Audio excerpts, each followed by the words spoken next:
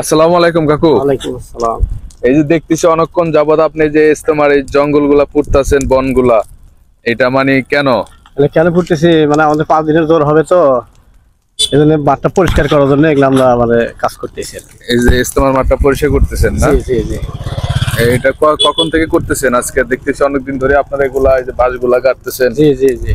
আর এই আপনি কোথায় থেকে আসছেন এগুলা করার জন্য? সিরাজগঞ্জ সদর থানা থেকে আসছি। মানে প্রিয় দর্শক, সিরাজগঞ্জ থেকে চলে আসছে আল্লাহ তাআলার কাজ করার জন্য, ইস্তেমার মাঠ পরিষ্কার করার জন্য, আর এই যে বাঁশগুলা বিদ্যুতের কাজ করি আর কি করার জন্য সিরাজগঞ্জ থেকে চলে আসছে এই বৃদ্ধ বয়সের চাচা, আল্লাহকে ভালোবেসে। তো কিছু বলেন আপনি, মানে এই কাজটা করে আপনার অনুভূতি কিরকম? অনুমতি বলে এখন নিজের খাওয়া নিজের পরে করি, এটা নিয়ে আল্লাহ পাওয়ার জন্য আর কি। আল্লাহকে পাওয়ার জন্য সে এগুলা করতেছে।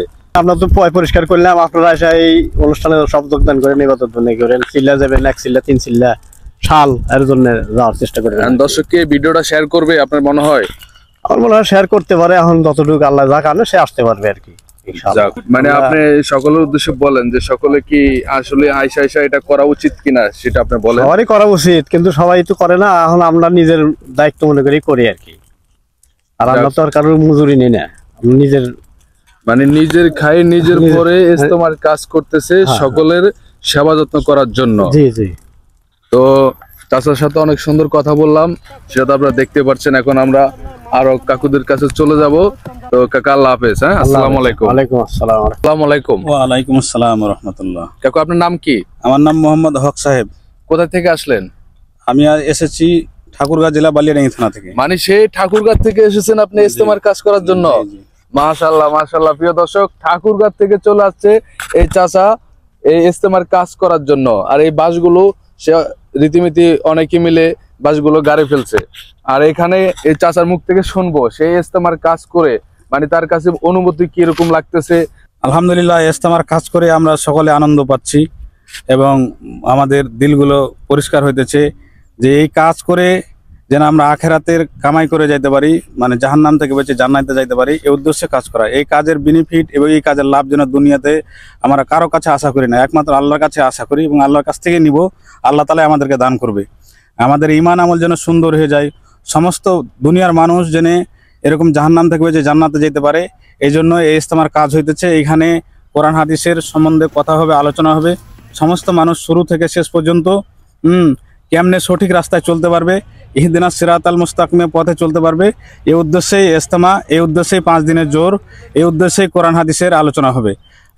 এই উপলক্ষে আমাদের যে 2টা বিভক্ত হয়ে গেছে, মাওলানা সাদ সাহেব, মাওলানা জুবার সাহেব, যে 2 ভাগ বিভক্ত হয়ে গেছে। এই জন্য আমার ক্ষুদ্র জ্ঞানে আমি মনে করি যে আল্লাহ যেন আবার তারাকে একত্র করে দেয়, এই উদ্দেশ্যে আমরা এই কাজগুলো করতেছি। আর মানুষ মাত্রে ভুল হয়ে থাকতে পারে, ভুল হয়ে গেছে, এই ভুলটা যেন সংশোধন হয়ে যায়।